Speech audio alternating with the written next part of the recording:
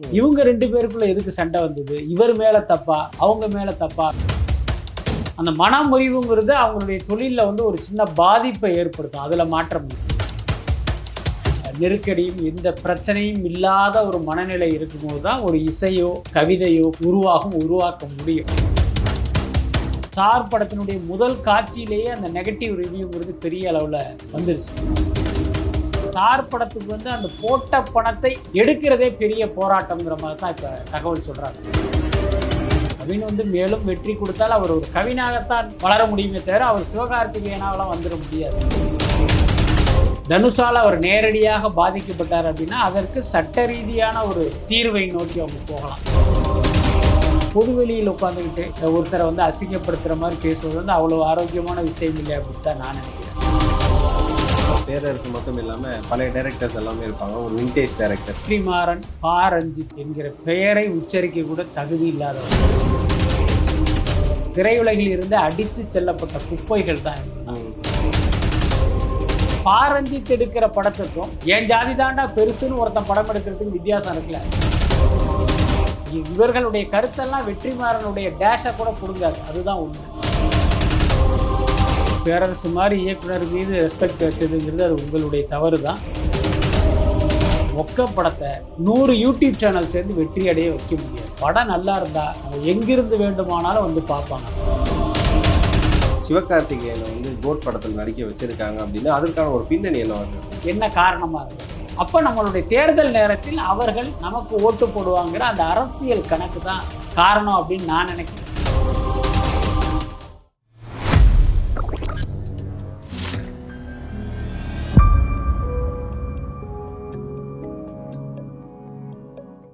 Globe 360 presence இந்த special எபிசோட்ல cinema விமர்சகர் மற்றும் மூத்த பத்திரிகையாளர் திரு பிஸ்மி அவர்கள் தான் நம்ம கூட இருக்காங்க.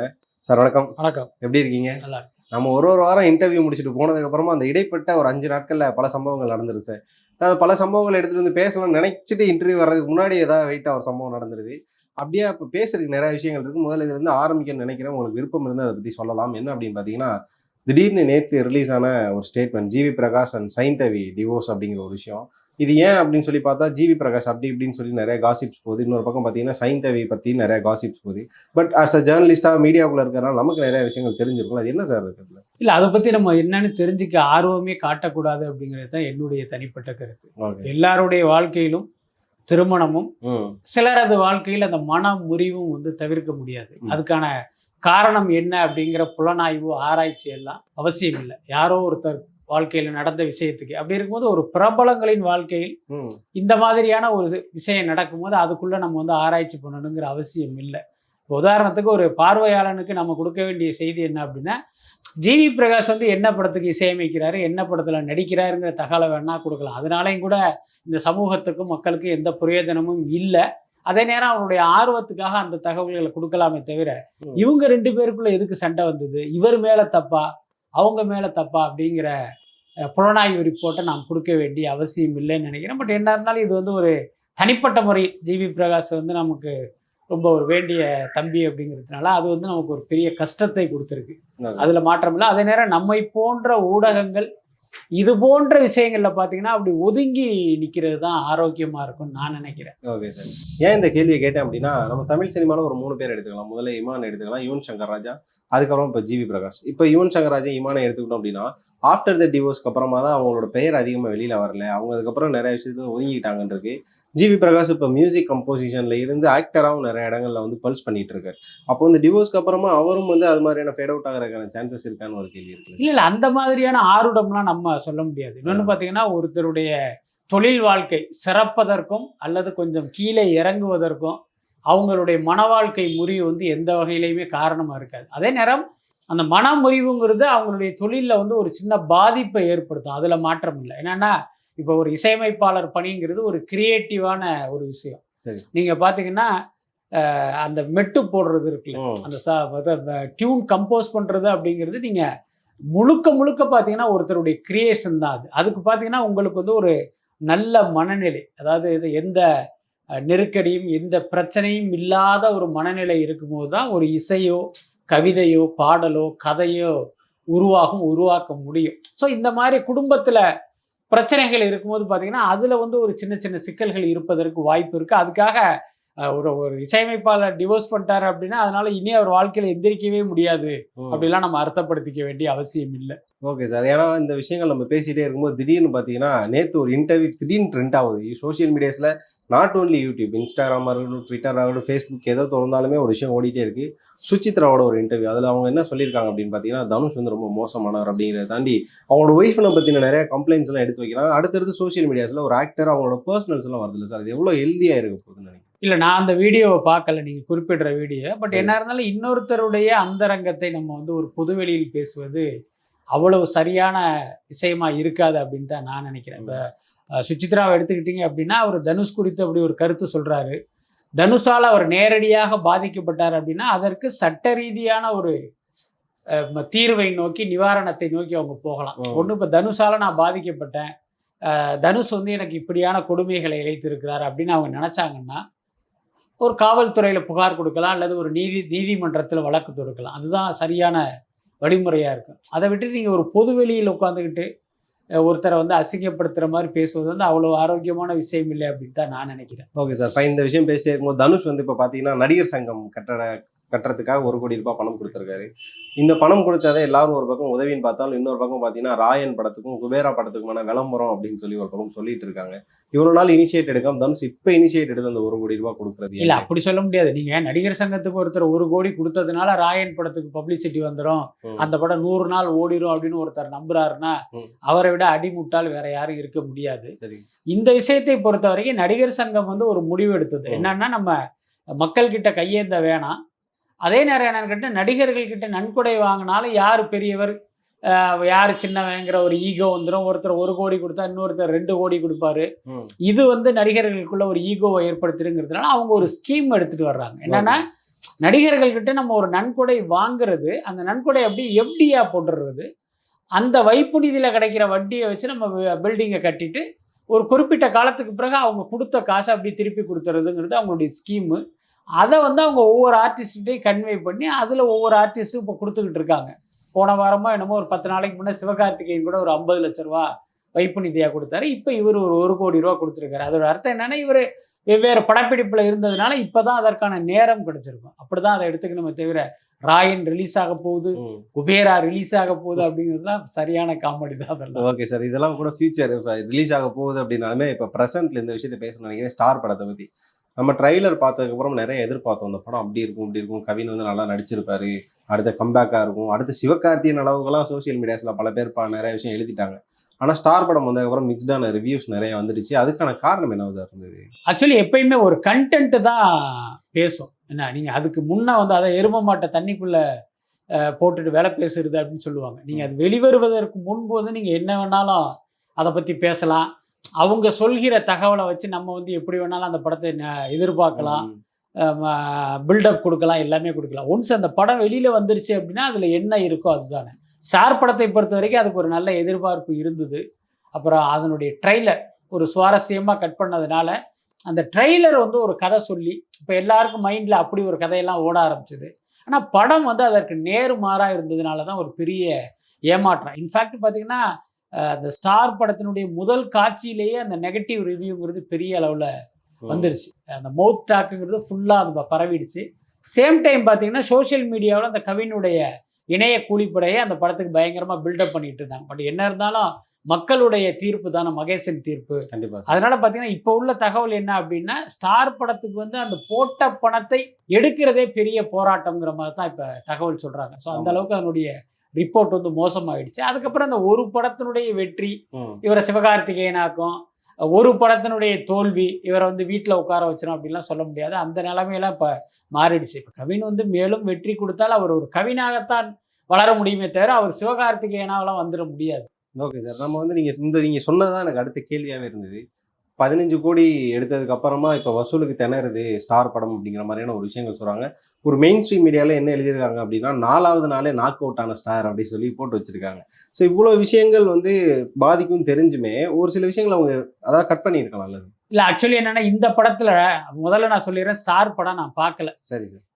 அதே நேரம் அந்த படம் குறித்து நான் கேள்விப்பட்ட தகவல்கள், படம் பார்த்தவர்கள் சொன்ன விஷயங்களை வச்சு சொல்லணும் அப்படின்னா, இந்த கதைக்கும் டைரக்டர் இளனுக்கும் பார்த்தீங்கன்னா ஒரு பர்சனலான கனெக்ஷன் இருக்கு. சொல்லப்போனால் அவர் வாழ்க்கையில் நடந்தது, அவருடைய அப்பாவின் வாழ்க்கையில் நடந்த விஷயங்களை எல்லாம் வச்சு தான் அந்த படமே அவர் பண்ணியிருக்காரு. ஸோ இப்போ நம்ம பர்சனலாக கனெக்ட் ஆகிற விஷயத்தை நீங்கள் படமாக பண்ணுறதுல என்ன சிக்கல் அப்படின்னா, அதில் சில விஷயங்களை படத்திலிருந்து தூக்க வேண்டிய தேவை நிர்பந்தம் இருந்தாலும் அது நம்மளோட கனெக்ட் ஆனதுனால நமக்கு வந்து அது ஒரு பெரிய காவியமாக தெரியும். ஐயோ இதை எப்படி நம்ம அந்த படத்துலேருந்து தூக்குறது, இதை கட் பண்ணாலே படத்தினுடைய ஜீவன் போயிடும் அப்படின்லாம் நமக்கே வந்து ஒரு கற்பனை வந்துடும்.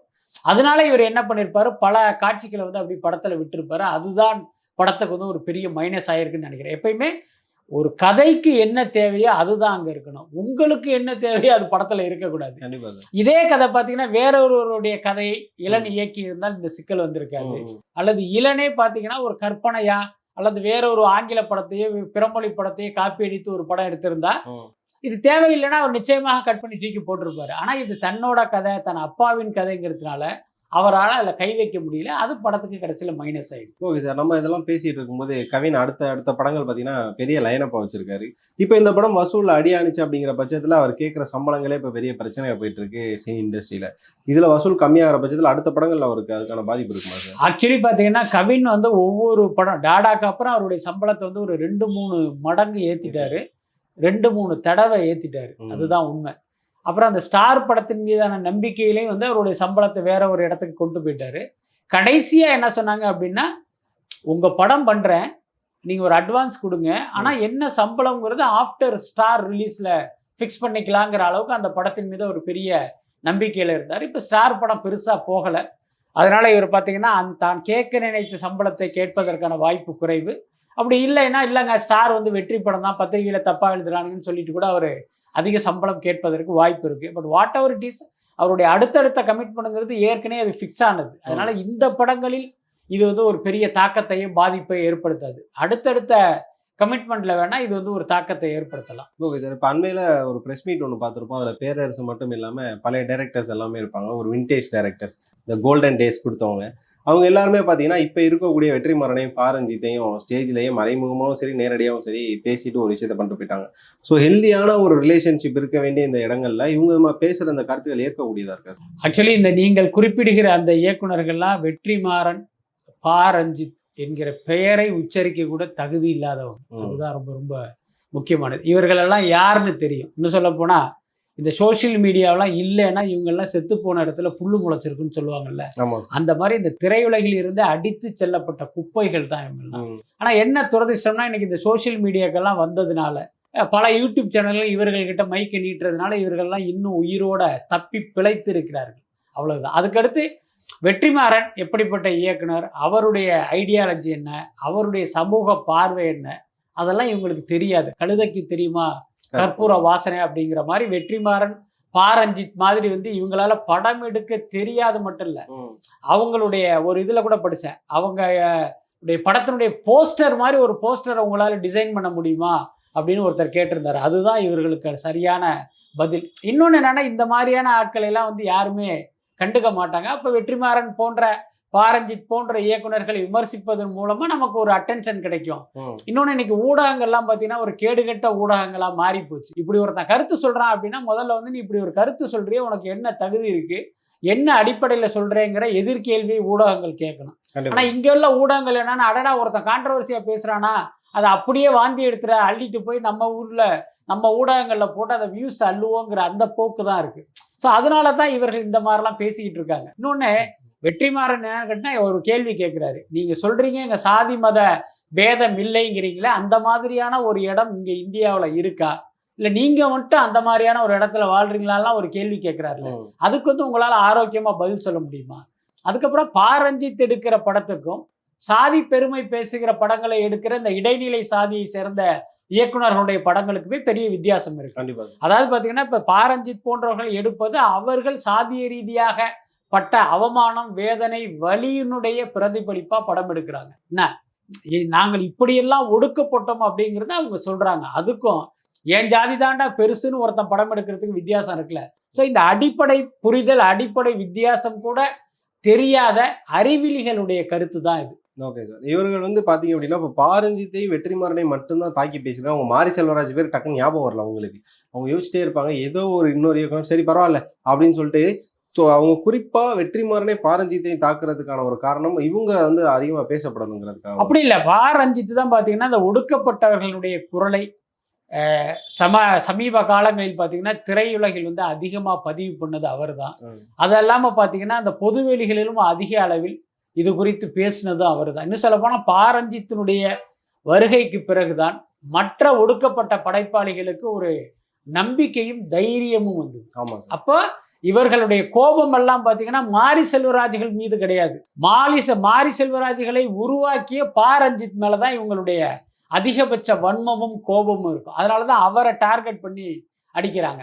இன்னொரு பக்கம் பார்த்தீங்கன்னா தலித் அல்லாத வெற்றிமாறன், அமீர் போன்றவர்கள் வந்து இவர்களுக்கு ஆதரவா இருப்பது இவங்களுக்கு வந்து ஒரு பெரிய பிரச்சனையா இருக்கு. இப்ப நீங்க வெறுமனே பாரஞ்சித்தும் மற்ற ஒடுக்கப்பட்ட இயக்குனர்கள்லாம் ஓரணியில இருந்தா அவர்களுக்கு தலித் முத்திரை குத்தி அவங்கள பார்த்தீங்கன்னா ஒதுக்கிட முடியும், அவமானப்படுத்த முடியும், அசிங்கப்படுத்த முடியும்.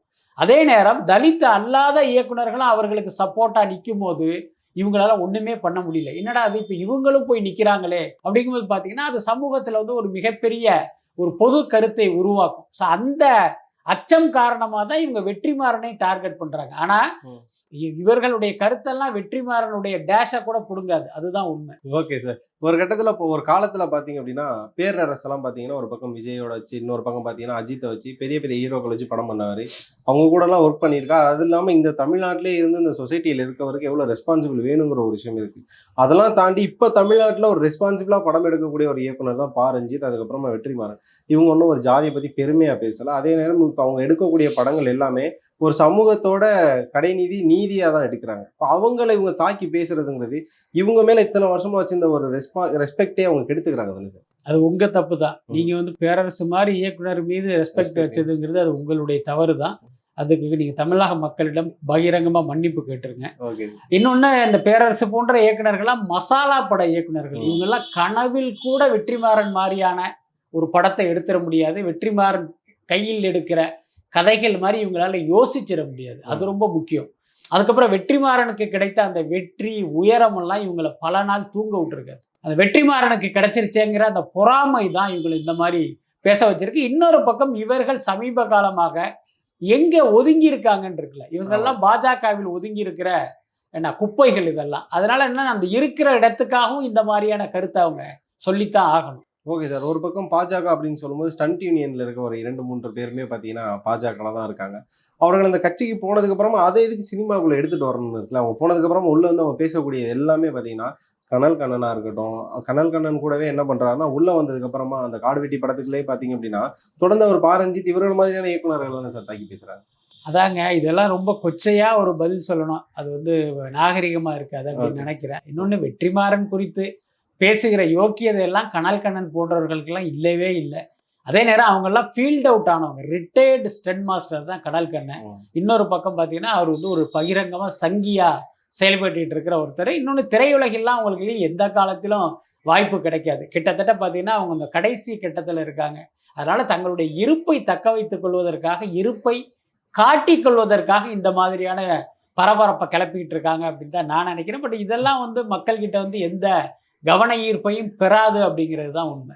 Okay sir. இப்போ தமிழ் சினிமாவில் அவங்க பேசுறதுக்கு நிறைய விஷயங்கள் இருக்குது. இப்போ அந்த ஸ்டேஜ் கிடைக்கிறப்போ இப்போ வந்து நான் 4-5 மாசமாவே நம்ம இண்டஸ்ட்ரியில் நல்ல படங்கள் இல்லை, வர்ற சின்ன படங்கள் ஆதரிங்கன்னு அவங்க பேசியிருக்கலாம். பட் அந்த ஒரு விஷயத்தை அவங்க பேசலை. இதுலேயே தெரிஞ்சிருது அவங்க இப்படிப்பட்ட ஒரு ஆட்கள் அப்படின்னு. இப்போ வரக்கூடிய அடுத்த 6 மாசத்துல கொஞ்சம் golden time of Tamil cinema அப்படிங்கிற ஒரு விஷயம் சொல்கிறாங்க. வேட்டையன் வருது, அதுக்கப்புறம் பார்த்தீங்கன்னா கோட் வருது. இது மாதிரியான பெரிய படங்கள், தங்கலான் கூட படங்கள்லாம் வர்றப்ப அடுத்த 6 மாதம் தமிழ் சினிமா கொஞ்சம் ஹெல்த்தியாக இருக்குன்றாங்களே சார். இல்லை, ஹெல்த்திங்கிறது நம்ம எதை வச்சு அந்த ஹெல்த்திங்கிற வார்த்தையை பயன்படுத்துகிறோம்னு தெரியல. அதாவது ஒரு படம் வெளியாகி வணிக வெற்றி பெறுவது மட்டும்தான் ஆரோக்கியமான விஷயமா அப்படின்னா என்னை பொறுத்தவரை அது இல்லைன்னு தான் நினைக்கிறேன். ஏன்னா திரையுலகம் சர்வே ஆவதற்கு வந்து ஒரு வணிக வெற்றிங்கிறது ரொம்ப ரொம்ப தேவை. அதில் மாற்றம் இல்லை. அதே நேரம் பார்த்தீங்கன்னா திரையுலகம் அடுத்த கட்டத்தை நோக்கி நகரணும். அது ரொம்ப ரொம்ப முக்கியமானது. நீங்கள் பார்த்தீங்கன்னா அந்த ஓடுகிற நதி, தேங்கி கிடக்கிற குட்டை, ரெண்டுக்கும் வந்து வித்தியாசம் இருக்குது. அதில் எந்த தண்ணி ஆரோக்கியமானதா இருக்கும். அந்த ஓடுகிற நதியில் போற தண்ணி தான் சுத்தமான தண்ணீரா இருக்கும், ஆரோக்கியமான தண்ணீரா இருக்கும். ஒரு குட்டை மாதிரி தேங்கி கிடக்கிற தண்ணிங்கிறது காலப்போக்கில் பார்த்தீங்கன்னா அது ஒரு கழிவு நீராக கூட மாறுவதற்கான வாய்ப்பு இருக்கு. கிட்டத்தட்ட தமிழ் சினிமாவும் அப்படித்தான். இது பார்த்தீங்கன்னா சிந்தனை ரீதியாக பார்த்தீங்கன்னா இது வந்து அப்படி தேங்கி போய் தான் கிடக்கு. அடுத்த கட்டத்தை நோக்கி நகரவே இல்லை. அது வந்து ரொம்ப ரொம்ப ஒரு தவறான விஷயம். அதே நேரம் சமீப காலமாக அந்த வணிக ரீதியிலும் இந்த படங்கள் வந்து ஒரு பெரிய பின்னடைவை சந்திச்சிருக்கு. இப்போ நீங்கள் சொல்கிற மாதிரி அந்த பெரிய படங்கள் எல்லாம் ரிலீஸ் ஆகும்போது அதில் சில படங்கள் வெற்றி அடைந்து ஒரு புத்துணர்ச்சியை கொடுக்கும். அதில் மாற்றம் இல்லை, அதை நிச்சயமாக நம்ம வரவேற்கிறோம். அதே நேரம் இங்குள்ள படைப்பாளிகள் தமிழ் சினிமாவை அடுத்த கட்டத்துக்கு கொண்டு போகிறத பற்றி யோசிக்கணும். அதுதான் ஒரு சரியான வளர்ச்சியாக இருக்கும் அப்படின்னு நான் நினைக்கிறேன். இந்த கேள்வி உங்ககிட்ட கேட்டால் ரொம்ப சரியாக இருக்கும்னு நினைக்கிறேன். இப்போ கேரளாவிலேருந்து நிறைய மலையாள மூவிஸ் வந்து ஹிட் ஆகிட்டு இருக்கு. இந்த நேரத்தில் தமிழ் இண்டஸ்ட்ரியிலையுமே நிறைய பேர் அதை செலிப்ரேட் பண்ணுறோம். இப்போ கேரளாவில் வந்து ஒரு படம் ரிலீஸ் ஆகுது, புதனோ வியாழனோ வெள்ளியோ அவங்களுக்கு அந்த இது கிடையாது, ஒரு படம் ரிலீஸ் பண்ணுறாங்க அப்படின்னா அங்கே இருக்கக்கூடிய ஊடகங்களும் சரி, மெயின் ஸ்ட்ரீம் மீடியாஸும் சரி, அந்த படத்தை நெகட்டிவ் ரிவ்யூஸ் கொடுக்குறாங்களான்னு கேட்டால் கண்டிப்பாக கிடையாது. படம் நல்லா இருக்குது, போய் பாருங்கள், இந்த படத்தில் இதை சொல்ல வராங்க, உங்களுக்கு பிடிச்சிருந்தா ஓகேங்கிற மாதிரியான ஒரு விஷயத்த சொல்கிறாங்களே தவிர இந்த படத்தில் அது அப்படி இருக்கு இந்த இருக்குன்னு சொல்லி ஒரு நெகட்டிவான ஒரு கமெண்ட்ஸும் ஒரு ரிவ்யூவோ கொடுக்குறதில்ல. நீங்கள் தமிழ் இண்டஸ்ட்ரியில் நிறைய படங்கள் அடியாகிறதுக்கு காரணமே நீங்கள் முதல்ல சொன்ன மாதிரி ஃபர்ஸ்ட் டே ஃபர்ஸ்ட் ஷோவில் வர்ற அந்த ரிவ்யூவை வச்சு தான் ஒரு படம் வெற்றியா தோல்வியாங்கிறது இப்போ கணிக்கப்படுது.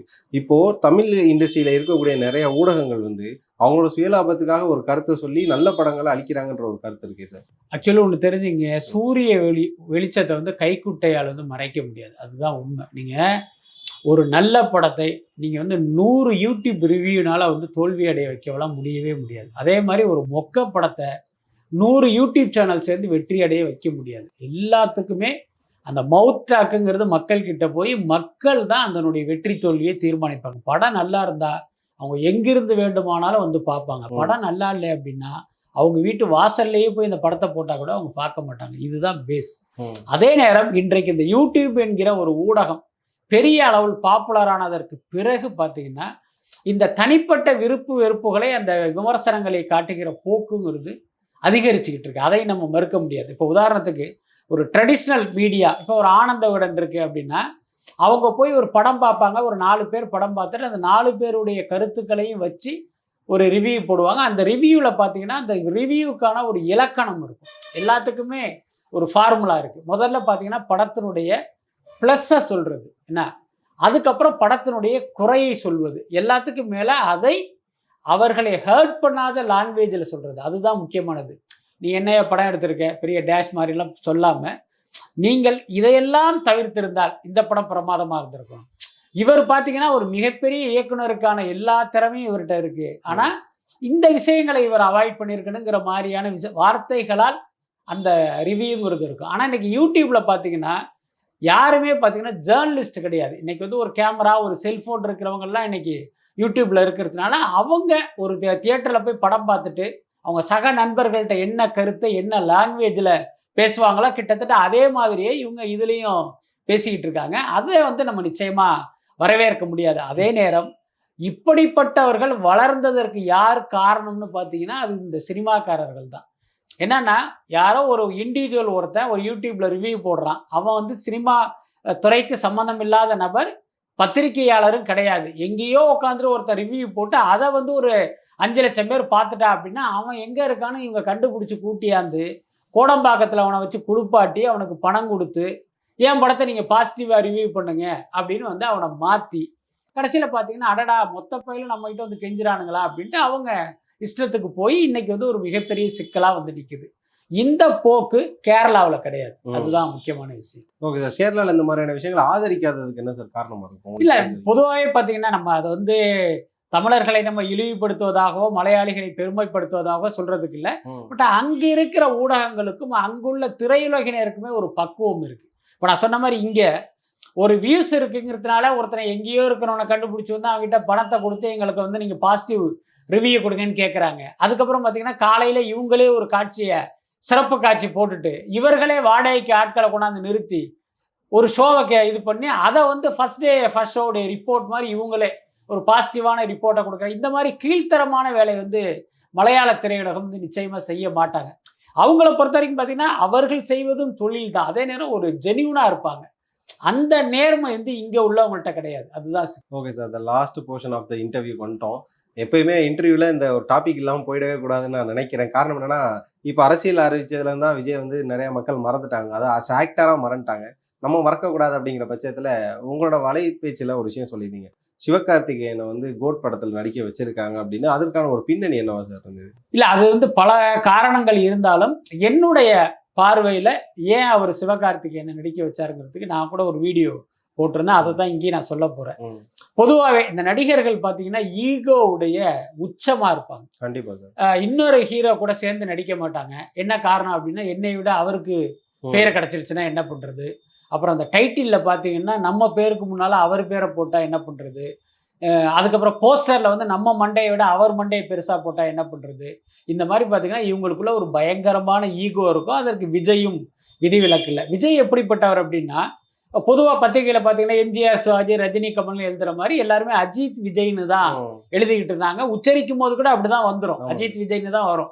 அந்த மாதிரி எழுதுகிற காலகட்டத்தில் விஜய் தரப்பில் இருந்து பல நேரங்களில் விஜயே பர்சனலான ரிக்வஸ்டே வச்சிருக்காரு.